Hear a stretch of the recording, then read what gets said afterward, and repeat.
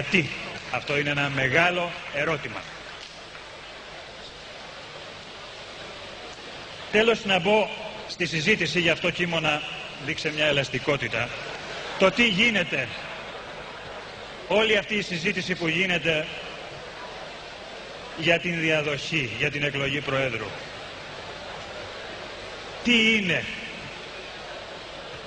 Τι είναι αυτές οι απόψεις υποτίθεται που συγκρούονται. Νομίζω ότι πρόκειται για μηχανισμούς εξουσίας οι οποίοι διαμορφώθηκαν στο κόμμα εδώ και χρόνια από τη δεκαετία του 70, οι οποίοι συγκρούονται απλά σε ένα επίπεδο εξουσίας. Αυτή είναι η αλήθεια. Δεν πρόκειται για ρεύματα ιδεών. Σας έλεγα πριν, όταν κατέβηκαν από τον τρένο έπρεπε να διεκδικήσουν πολιτικές και ιδεολογικές ταυτότητες να επιβιώσουν. Έτσι γεμίσαμε εξυγχρονιστές, οικολόγους, διάφορα. Αυτή είναι η πραγματικότητα. Σήμερα αυτό που προτείνεται είναι ουσιαστικά μία επανασύνθεση και μία ανασύνθεση των παραλυτικών ισορροπιών που καθυλώνουν αυτό το κίνημα εδώ και δεκαετίες. Γι' αυτό η πρότασή μου είναι η εξής. Επειδή αυτό το συνέδριο δεν είναι όριμο να εκλέξει ηγεσία, να εκλεγεί εκτελεστικό γραφείο εντεκαμελές με εφαρμογή του ασυμβίβαστου από το συνέδριο. Διαφορετικά θα έχουμε τους μηχανισμούς.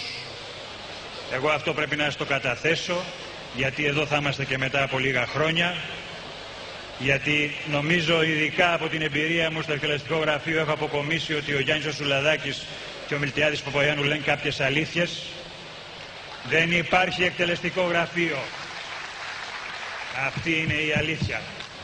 Και ως προς τη σύνθεσή του και ως προς τη δομή του, όταν είσαι υπουργός και όλα αυτά, δεν μπορεί να υπάρξει. Αυτή είναι η πραγματικότητα. Όπως επίσης να εκλεγεί από εδώ για ένα μεταβατικό στάδιο μια τριμελής γραμματεία, πολιτική γραμματεία, η οποία θα σπάσει τους μηχανισμούς και τα θέουδα και θα φέρει την πολιτική στο Πασόκ. Γιατί αυτό δεν είναι πολιτική. Και άμα συνεχίσετε έτσι θα το πληρώσετε. Εγώ πρέπει να σας το πω. Τι θα κάνει λοιπόν ένα Πασόκ που θα μπει σε αυτή τη νέα τροχιά? Κλείνω. Έκλεισα. Τι θα κάνει? Θα πρέπει να δει άλλες προτεραιότητες στην κυβερνητική πολιτική και το πρώτο μεγάλο έργο, πρώτο μεγάλη απόφαση είναι να δει μια άλλη αρχιτεκτονική της χώρας και του κράτους. Ποια είναι η αρχιτεκτονική της χώρας?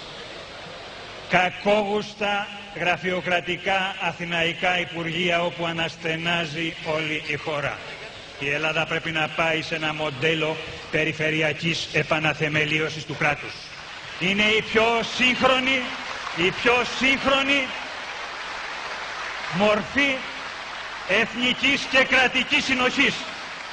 Είναι ορισμένοι δημοσιογράφοι και ορισμένοι από εδώ πάνω που, χωρίς να ξέρουν τι σημαίνει, τι έγινε στην Ιταλία χρόνια, μιλάνε για τη Λέγκα του Βορρά ή για τον Μπόση και όλα αυτά τα ανιστόρητα για την Ελλάδα, αλλά και από ανθρώπους που έχουν περιορισμένη παιδεία.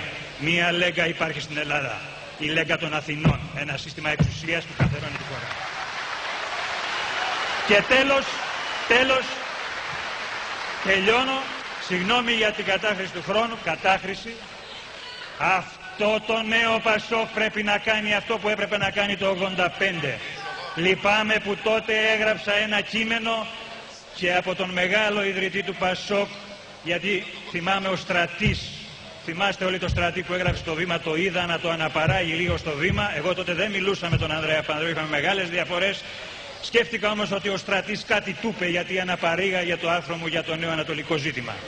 Αυτό το νέο Πασόκ θα πρέπει να αντιμετωπίσει με επάρκεια μορφωτική και πολιτική τους Τούρκους. Γιατί εκεί που υστερούμε πρώτα είναι μορφωτικά και πολιτικά, το έχω πει και άλλη φορά.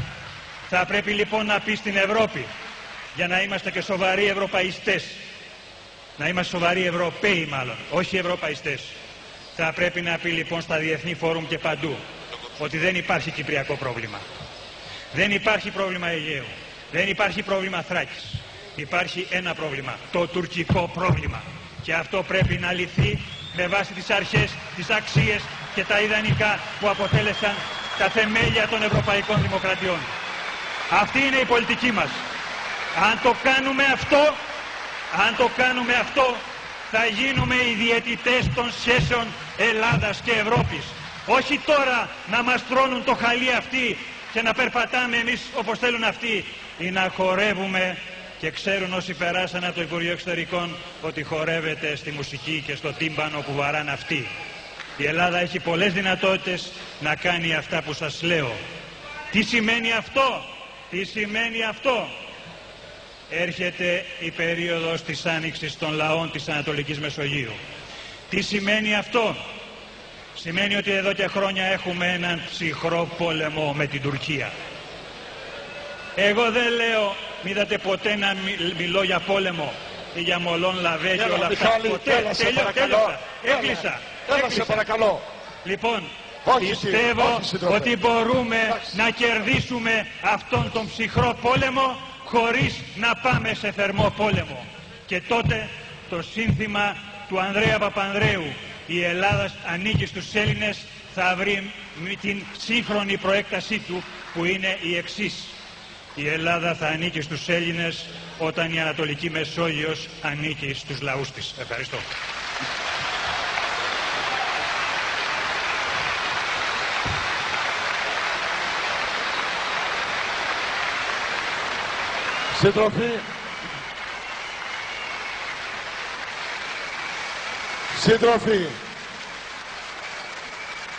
Σύντροφοι,